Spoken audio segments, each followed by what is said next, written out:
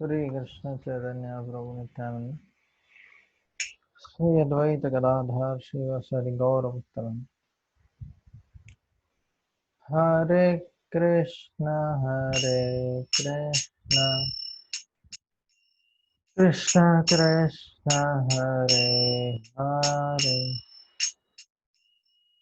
हरे राम राम राम हरे हरे, हरे कृष्ण कृष्ण कृष्ण हरे हरे, हरे राम राम राम हरे हरे, हरे कृष्ण कृष्ण कृष्ण हरे हरे, हरे राम राम राम हरे हरे, हरे कृष्ण कृष्ण कृष्ण हरे हरे, हरे राम राम राम हरे हरे, हरे कृष्ण कृष्ण कृष्ण हरे हरे, हरे राम राम राम हरे हरे, हरे कृष्ण कृष्ण कृष्ण हरे हरे, हरे राम राम राम हरे हरे, हरे कृष्ण कृष्ण कृष्ण हरे हरे, हरे राम राम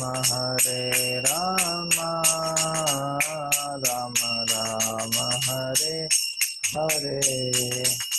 जय राधा मदन मोहन, राधा मदन मोहन राधे, जय प्रभुपदा, जय प्रभुपदा, प्रभुपदा जय प्रभुपदा, नित्य गौर हरि बोल, हरि बोल, हरि बोल, नित्य गौर हरि बोल, गौर हरि बोल, हरि बोल, हरि बोल, नित्य गौर हरि बोल।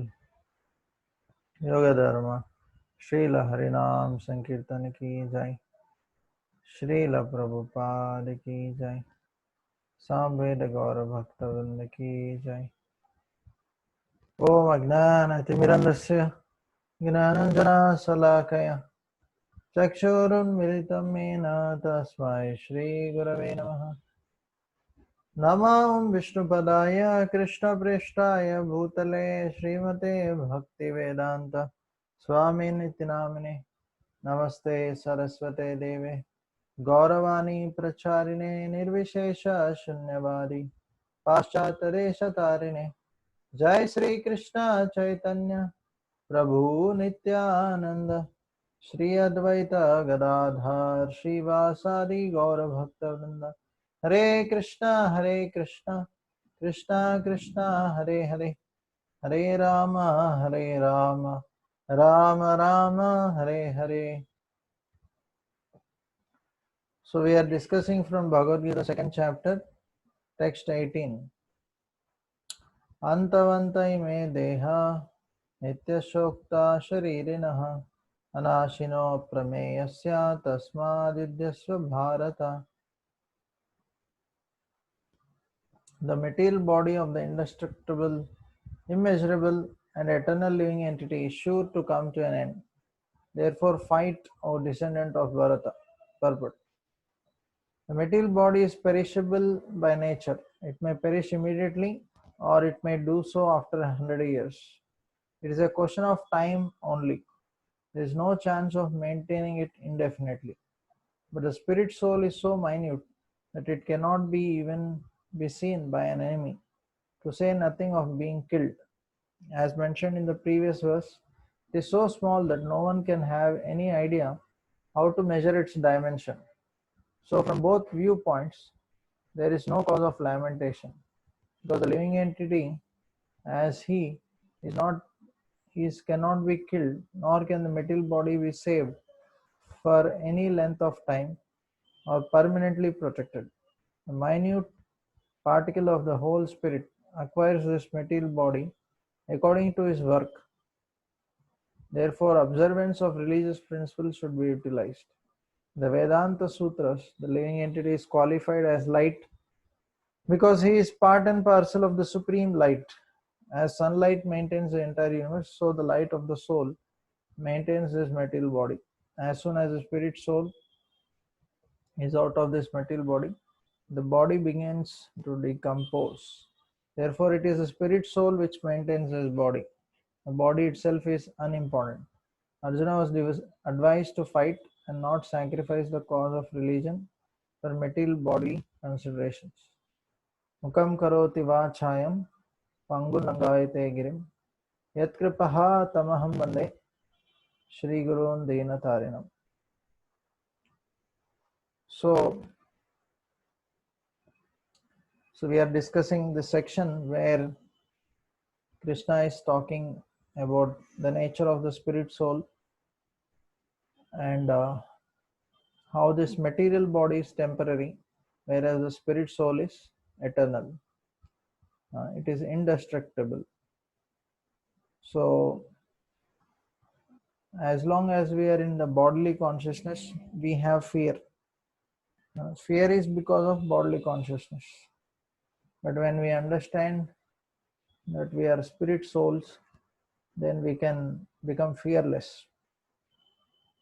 So, now because of this COVID, we see how so many people are in fear.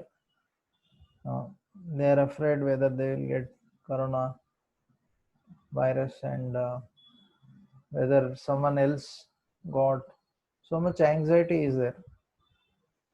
But we should understand that death is inevitable by some way or means. Everybody has to die.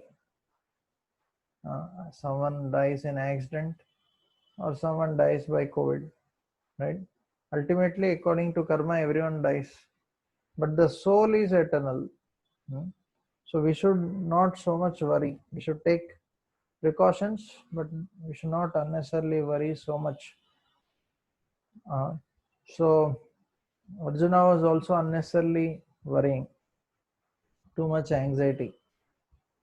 So that much anxiety is not required. And one more thing is we should actually worry more about how I can improve. Means we should worry about our spiritual lives, how I can improve in my spiritual life, what all I can do. And more important than coronavirus, we already have so many other viruses in our heart. We have lust, greed, anger. So many viruses are already there. So we have to more worry about those things. We have to sincerely put efforts to come out of those viruses. So, just like Prabhupada is saying, the sunlight maintains the entire universe. The light of the soul maintains this material body. So, what is the symptom of soul? Consciousness. So, that is the difference between a dead body and a living body. Both the dead body and the living body may appear to be same.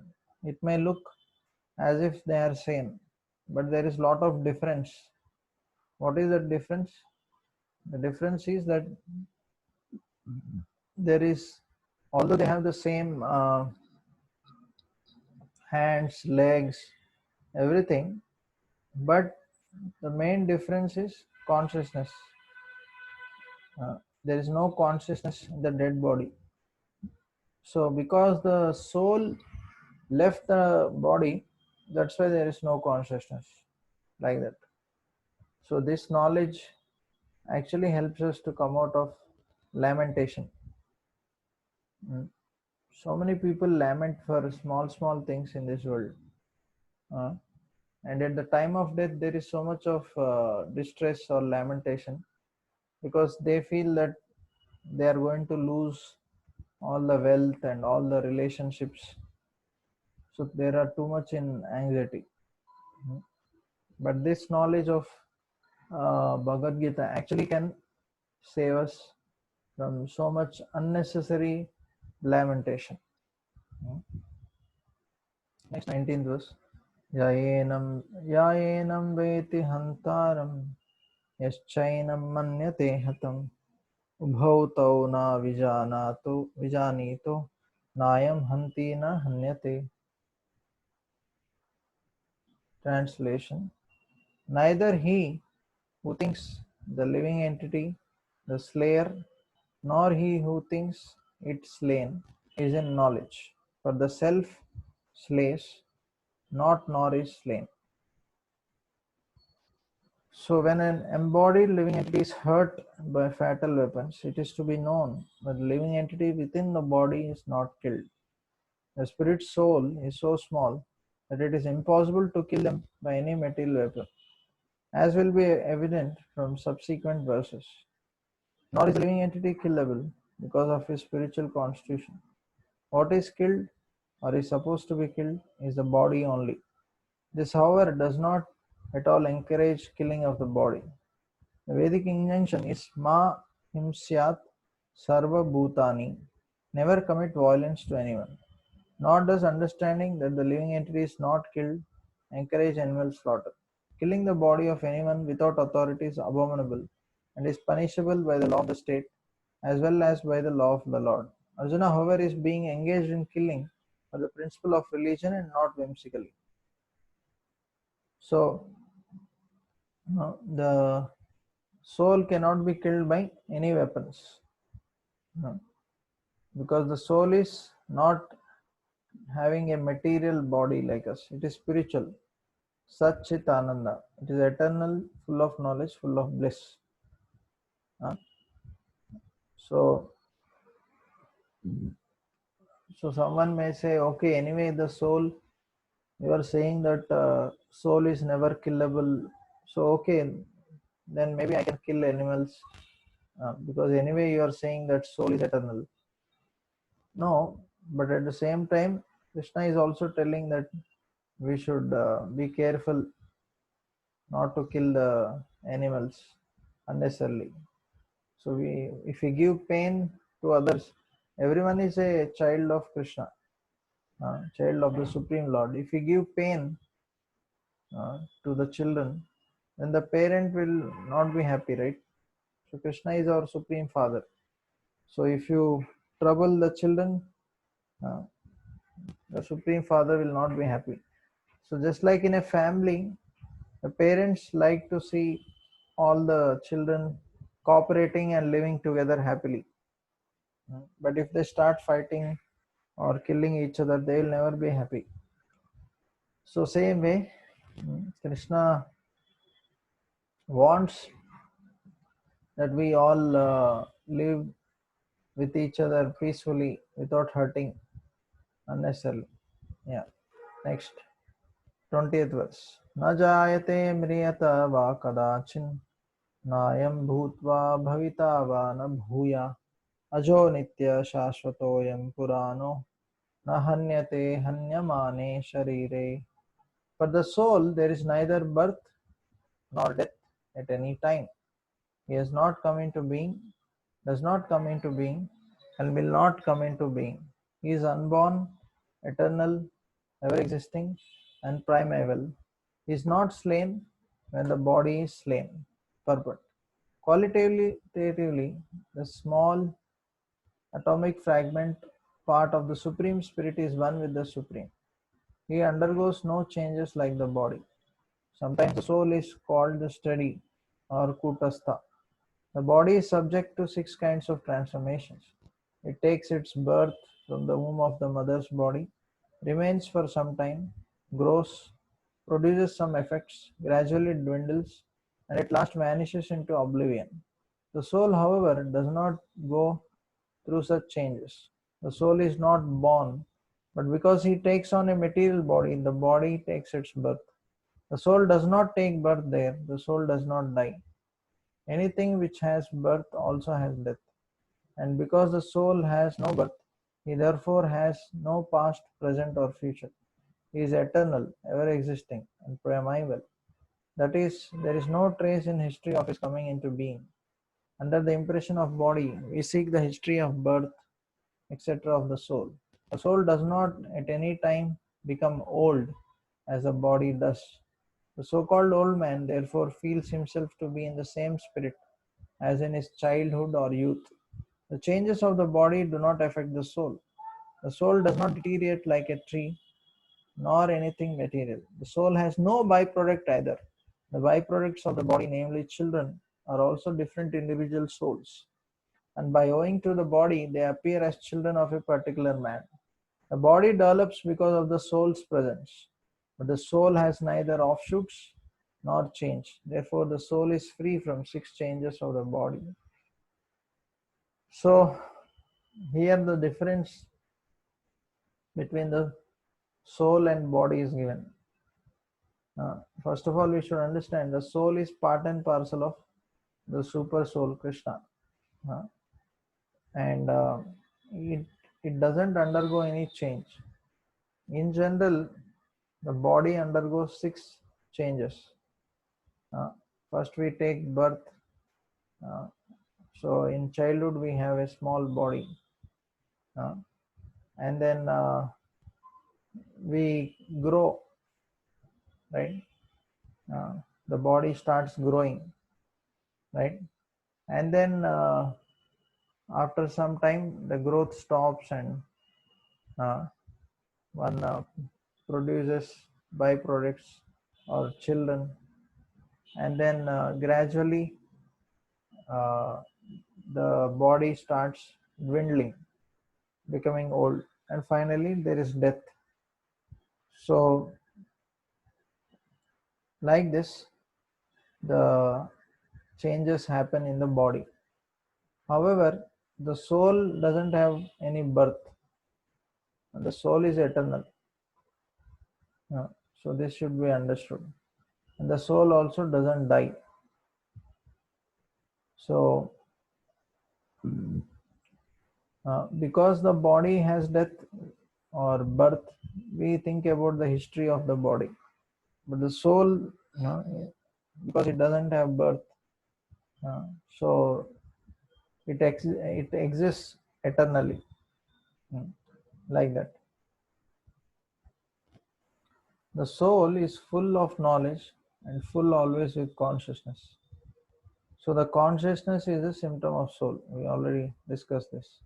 Sometimes we do not find the sun in the sky owing to clouds or for some other reason, but the light of the sun is always there, and we are convinced that it is there for daytime. As soon as there is little light in the sky, early in the morning, we can understand that the sun is in the sky. Similarly, since there is some consciousness in all bodies, whether man or animal, we can understand the presence of the soul. This consciousness of the soul is, however, different from the consciousness of the Supreme, because the Supreme Consciousness is all knowledgeable, past, present, and future. The consciousness of the individual soul is prone to be forgetful. When he is forgetful of his real nature, he obtains education and enlightenment from the superior lessons of Krishna.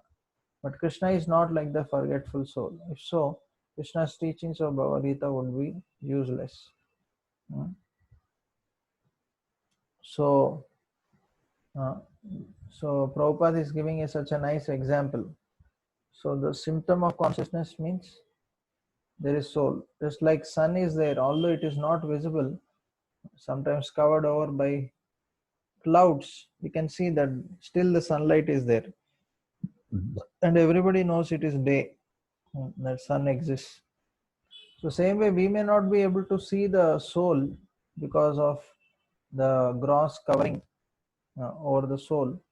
But we can understand that actually the soul really exists. And the soul is prone to be forgetful. But Krishna, he is a supreme soul. He is never forgetful. So that's why Krishna knows our past, our present, and also future. So because he is there in everyone's heart as super soul, so that's why he knows everything. Somebody may have a question that how can he know the future? So as super soul, he has been watching us from many lifetimes. So because he has been watching us from many lifetimes, he actually very easily can understand the behavior, the attitudes of people. So for him to understand that there is, for him to understand the future activities of the person is not so difficult. By seeing the past and present activities, Krishna can very easily know our future. Just like we also sometimes can predict the activities of a person in the future.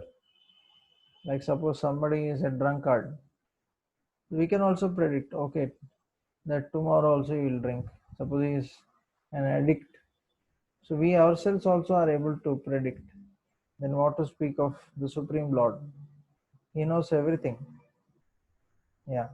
So there are two kinds of souls in our heart. One is the minute particle soul, Anu-Atma, and the super soul, Vibhu-Atma. So this is already confirmed in the scriptures. Anoranyan mahato mahyan atmasya janto nihito guhayam tam akratu pashyati vitasoko dhatu prasadan mahimanam atmana. Both the super soul, Paramatma, and the atomic soul, Jivatma, are situated on the same tree of the body within the same heart of the living being, and only one who has become free from all material desires as well as lamentations can, by the grace of the Supreme, understand the glories of the soul. Krishna is the fountainhead of the super soul also, as it will be disclosed in the following chapters. And Arjuna is the atomic soul, forgetful of his real nature. Therefore, he requires to be enlightened by Krishna or by his bona fide representative, the spiritual master. So, here we see how uh, in our heart both the soul and super soul are there, just like on a tree. Uh, Sometimes we see two birds. So, but the super soul is supreme, but the tiny living entity he is not supreme, and he is busy engaged in sense gratification. Okay, so but when he turns himself to the super soul and takes guidance, then his life will be perfect.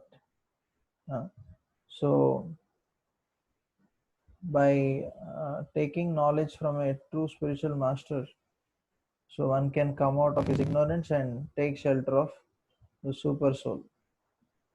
So in our heart, both soul and super soul both are there in everyone's heart. Text 21. Veda vinashinam nityam yayenam ajam avyayam katam sapurusha partha kam gatayati hantikam.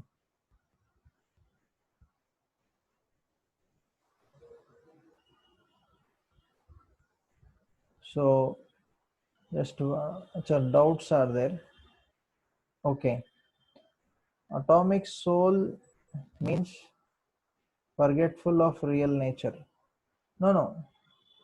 Yeah, the soul, when it comes to this material world, then he forgets who he is. Okay. The real nature of soul is to serve Krishna. But when he comes to this material world, he forgets his real nature, uh, and then he tries to enjoy in this world separate from Krishna. But unfortunately, he continues suffering. Okay, so we should again revive our true nature of serving Krishna, then we can be happy. Okay, next sloka. Veda vinashinam nityam yaenam ajam avyam katam sapurusha partha kam gatayati hantikam. O Partha, how can a person who knows that the soul is indestructible, eternal, unborn, and immutable kill anyone or cause anyone to kill? Purport. Everything has its utility, proper utility, and a man who is situated in complete knowledge knows how and where to apply a thing for its proper utility. Similarly, violence also has its utility, and how to apply violence rests with the person in knowledge. Although the justice of peace awards capital punishment to a person condemned for murder, the justice of the peace cannot be blamed because he orders violence to another person according to the courts of justice. In Manu Samhita, the law book for mankind, it is supported that a murderer should be condemned to death so that in his next life he will not have to suffer for the great sin he has committed. Therefore, the king's punishment of hanging a murderer is actually beneficial. Similarly, when Krishna orders fighting, it must be concluded that that violence is for supreme justice. And thus Arjuna should follow the instruction, knowing well that such violence committed in the act of fighting for Krishna is not violence at all, because at any rate the man or the rather the soul cannot be killed. So for the administration of justice, so-called violence is permitted. A surgical operation is not meant to kill the patient but to cure him. Therefore, the fighting to be executed by Arjuna and the instruction of Krishna is with full knowledge. So there is no possibility of sinful reaction. So uh, actually, we have to use violence sometime. Generally, sometimes we think that we have to be non-violent, but it doesn't work always. Sometimes we have to be violent. If you are always non-violent, then people will just loot us. Like we see uh, so many times, means even in India, because sometimes they were quite non-violent, many Westerners they exploited. Uh, so even in current society, if you are non-violent, then what will happen?